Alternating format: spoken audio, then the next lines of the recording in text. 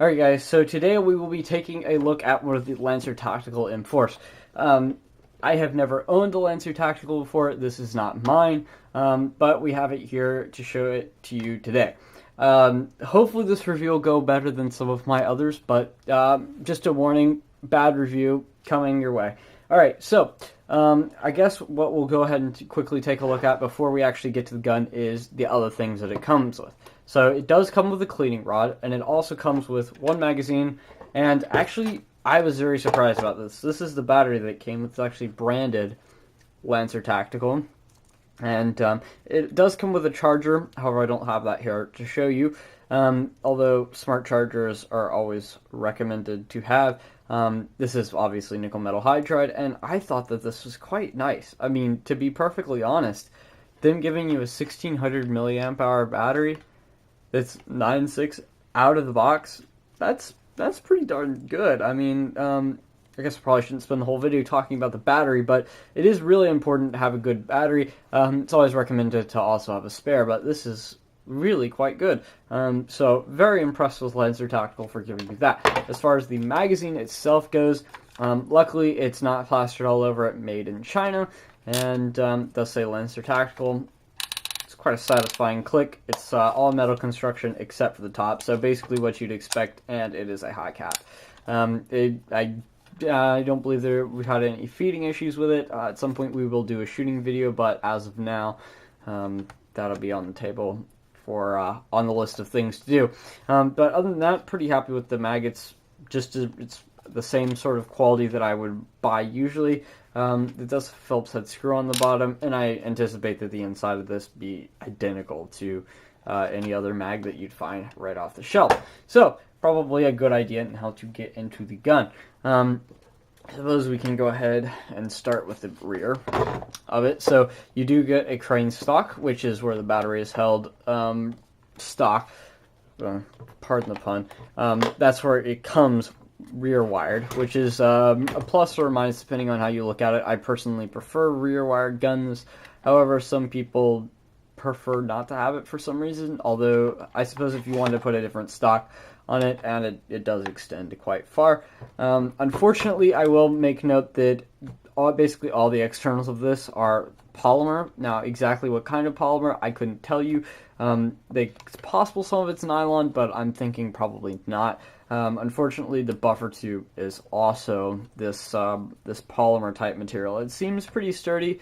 However, I don't know if I'd trust that. It's probably going to be fairly prone to breaking. I mean, obviously it hasn't broken, this gun's brand new, but I think that time will tell whether this is going to break or not.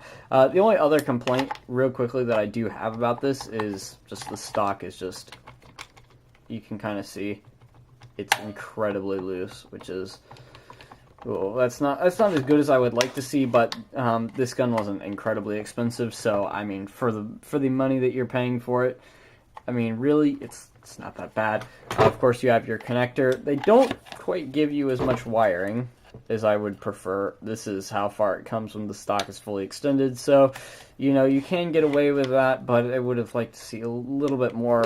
And, of course, the stock battery fits with a bit of room to spare. So you could, in theory, get a slightly bigger battery in here, but I don't know. This seems to be good. And to be honest, this is a fairly decent battery, so I would buy another one like it and just use that. So we'll go ahead and put the cover back on here. And it's a bit tricky at first if you don't know what you're doing. You just kind of put the tip in first and push down, get down on the sides, and it will snap into place. Go ahead and retract the stock and move forward. So this bit right here is indeed metal. This one black strip, I forget what this is called, which meets to the lower receiver. Basically, it's in between the buffer tube and the lower receiver. Both the lower and the upper receiver are both the same polymer material that the stock is, which is, you know, it's not desirable, but at this price point, to be honest, you're not going to get a gun that's full metal. That's just kind of how it goes. And some people do prefer the polymer. The charging handle does appear to also be metal, which is a real plus. And I do quite like this bit because you can operate this with one hand. The only thing is it doesn't really matter for this gun because Obviously, it's electric. You're not actually going to be charging the gun ever. Yes, we did cover the grip is also made out of the same polymer type material. The selector does appear to be metal. Same thing with the trigger. Move on to the bottom here. Just your standard grip plate, standard grip. You could swap that out with just about whatever you want. Oh, and your favorite Made in China logo. However, the trigger guard is metal, which is it does appear to be metal. So that's always a plus, I suppose. We'll go ahead and move. We'll flip it over to the other side and take a look. So basically the same thing on the other side. One thing I will note is that the mag catch does appear to be plastic or is the same polymer type material, and it does have a screw, so it's not one of the fancy ones that is sort of screwless that you don't have to worry about. So this will probably end up loosening up at some point, but that's not really a huge problem.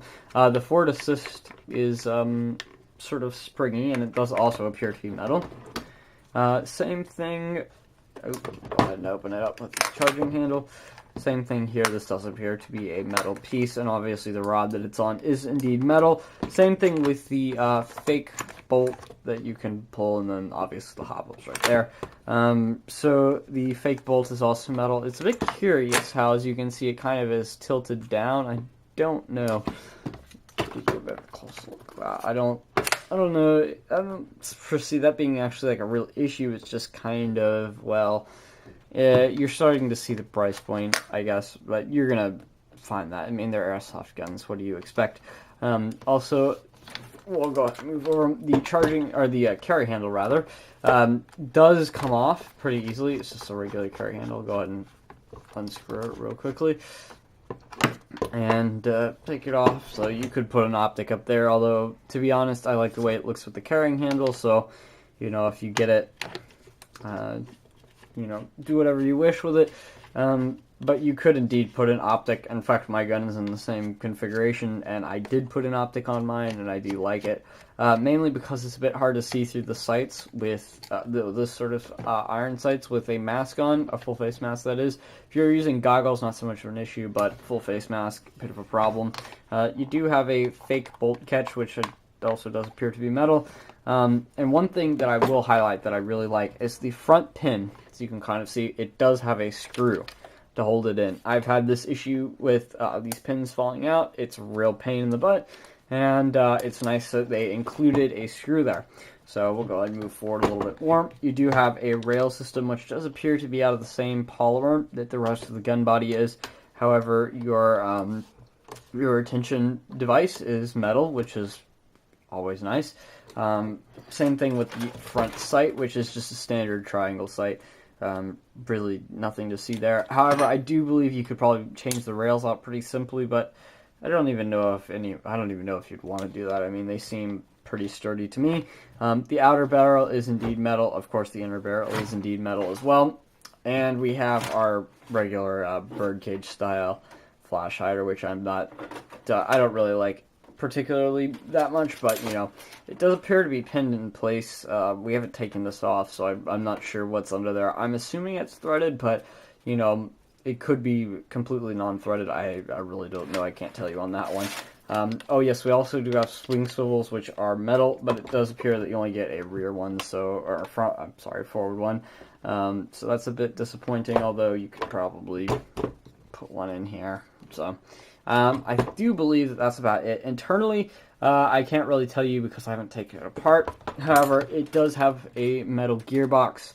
I doubt it's steel. It's probably just some sort of zinc alloy, would be my guess. And you have a fancy red hop up in there. I can't tell you much about that either, but it does seem to shoot fairly accurately. It's about as accurate as any gun that I've shot before. Similar to it. It does have a micro switch, so you shouldn't have to worry as much about trigger contacts, which is quite pleasant. It's a little bit odd. It's like a pull and then a final sort of pull to get it to actually shoot, which is I don't particularly like that, but I mean, it does work. I don't foresee it failing. And really, other than that, I can't really tell you much about the internals without taking it apart, and since it's not my gun, I can't do that. But I mean, other than that, I don't have a problem with it. At some point, we're gonna have a shooting video and also probably a follow-up video to see how long it lasts before something breaks. But other than that, I think it's pretty good. Anyway, thank you guys so much for watching, and have a very nice day.